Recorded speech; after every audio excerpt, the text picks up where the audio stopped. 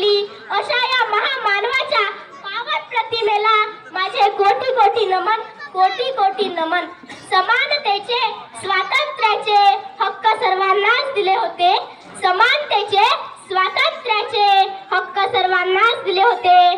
प्रणाम त्या महामानवाला ज्याने संविधान लिहिले होते, ज्याने संविधान लिहिले होते. बुद्धाने बुद्धी दिली, बुद्धाने बुद्धी दिली.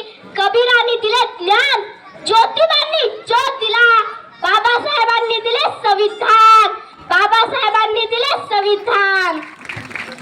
सन्माननीय विचार मंचावरील सर्व मान्यवर, जगाला सर्वप्रथम क्रांतीचा आणि शांतीचा संदेश देणारे तथागत भगवान गौतम बुद्ध, मृत्यूच्या मैदानात मर्दाच्या मनगटाने आणि ध्येयाच्या झुंजीने झुंज करून स्वराज्य निर्माण करणारे छत्रपती शिवाजी महाराज, काळ्या छातीवर अभिमानाची दरी कोरणारे, विठ्ठल माझा लेकरवाळा, सांगे गोपाळांचा मेळा असे म्हणणाऱ्या संतांची संतभूमी, जुनी जातीयवादाच्या विरोधात दंड थोपटून बंड फुकारणारे महात्मा ज्योतिबा फुले, चातुर वर्ण व्यवस्था चेंदा मेंदा करणारे कल्याणकारी राजा राजश्री छत्रपती शाहू महाराज, भारतीय राज्यघटनेचे शिल्पकार बुद्धी सम्राट डॉक्टर बाबासाहेब आंबेडकर, मनोरंजनातून प्रबोधन, प्रबोधनातून परिवर्तन हा नवा प्रवाह सांगणारे साहित्य सम्राट अण्णाभाऊ साठे, अहिल्यादेवी होळकर, संत सेवालाल, संत कबीर, बिरसा मुंडा,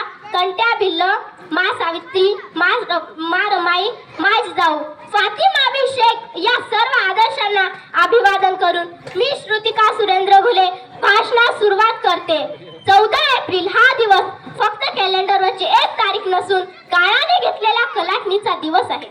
आजच्या दिवशी भीमराव बाबासाहेब आंबेडकर नावाचा एक क्रांतीसूर्य जन्माला आला होता, ज्याने हजारो वर्षापासून अन्यायाच्या विरोधात खितपत पडलेल्या समाजाला स्वातंत्र्याचा सूर्य दाखविला होता. हे स्वातंत्र्य होते मानवी हक्क मिळवण्याचे, हे स्वातंत्र्य होते शिक्षणाचे, हे स्वातंत्र्य होते सामाजिक परिवर्तनाचे, हे स्वातंत्र्य होते माणसाने माणूस म्हणून जगण्याचे, म्हणून वंचितांना शोषितांना माणूस म्हणून जगण्याचे हक्क मिळवून देणारे बाबासाहेब हे मानव नसून महामानव आहेत, हे मानव नसून महामानव आहेत. न्यायशास्त्रज्ञ, अर्थशास्त्रज्ञ, राजकारणी, तत्वज्ञ, समाजसुधारक, लेखक, भारताचे पहिले कायदेमंत्री, संविधानाचे शिल्पकार अशा अनेक पैलूचे एकत्रीकरण म्हणजे डॉक्टर बाबासाहेब आंबेडकर नावाचा हा महामानव होत. बऱ्याच ठिकाणी अस्पृश्यांना पाणवठ्यावर पाणी भरण्याचा व पाणी पिण्याचा अधिकार नव्हता. त्यापैकी एक होते महाड येथील चौदार तळे. चौदार तळ्याचा सत्याग्रह 20 मार्च 1927 रोजी डॉक्टर बाबासाहेब आंबेडकर यांनी केला होता. डॉक्टर बाबासाहेब आंबेडकर यांचे असे मत होते की दलितांच्या सर्व समस्या मनुस्मृतीमुळे निर्माण झालेल्या आहेत, म्हणून 25 डिसेंबर 1927 रोजी डॉक्टर बाबासाहेब आंबेडकरांनी मनुस्मृती या ग्रंथाचे दहन केले.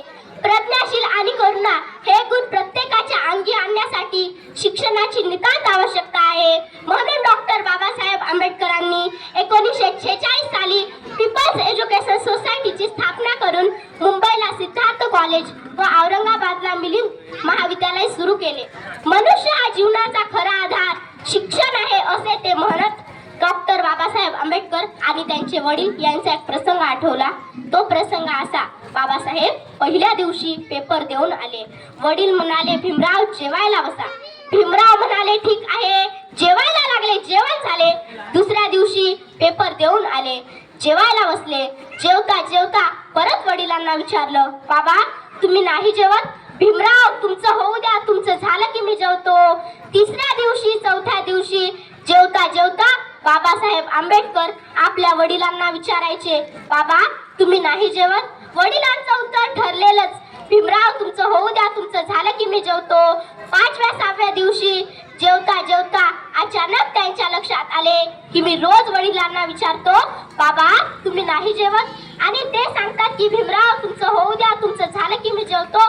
पण माझं जेवण झाल्यानंतर तर टोपलीत भाकरी शिल्लक राहत नाही. मग माझ्यानंतर माझे वडील मग खातात काय? त्यांनी जेवता जेवता वडिलांना विचारलं, बाबा मी रोज तुम्हाला विचारतो तुमचं जेवण आणि तुम्ही सांगता की भीमराव तुमचं होऊ द्या, तुमचं झालं की मी जेवतो. पण बाबा माझं जेवण झाल्यानंतर तर टोपलीत भाकरी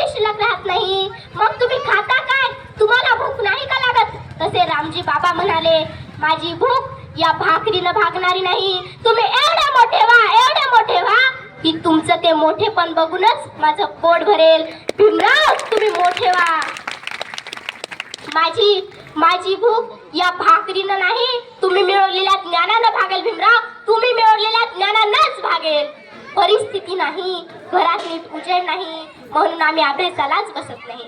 ज्यांच्या घरात वीजच नव्हती, रस्त्यावरच्या विजेच्या खांबाच्या दिव्याखाली ज्यांनी शिक्षण घेतले ते डॉक्टर बाबासाहेब आंबेडकर.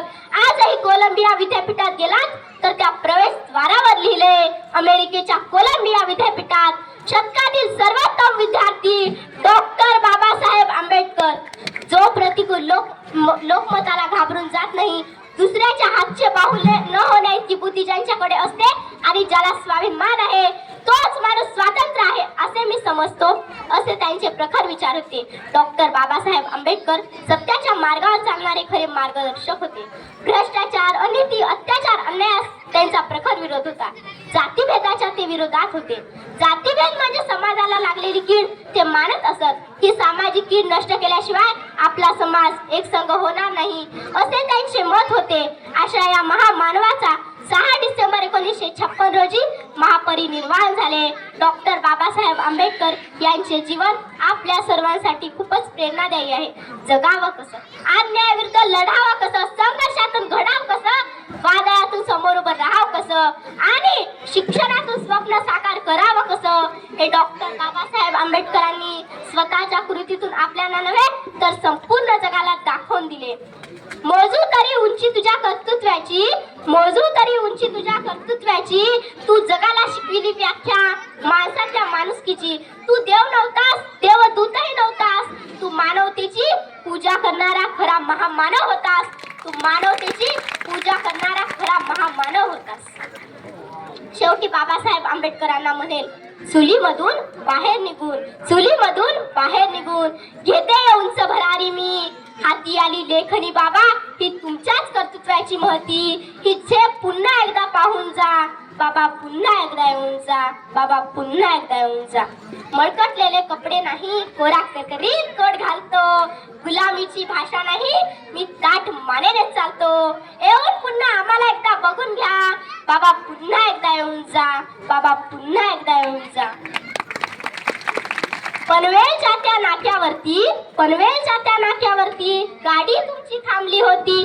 पाण्याच्या एका घोटासाठी जात आडवी आली होती. पाहून व्याकुळ तुम्हाला सोनबा पाणी घेऊन आला होता. हे पाणी एकदा पिऊन जा बाबा, पुन्हा एकदा येऊन जा बाबा, पुन्हा एकदा येऊन जा. दगड झाले तर दीक्षाभूमीची होईल, दगड झाले तर दीक्षाभूमीची होईल. माती झाले तर चैत्यभूमीची होईल. हवा झाले तर भीमा कोरेगावची होईल. पाणी झाले तर 14 तळ्याचे होईल. आणि जर पुन्हा मानव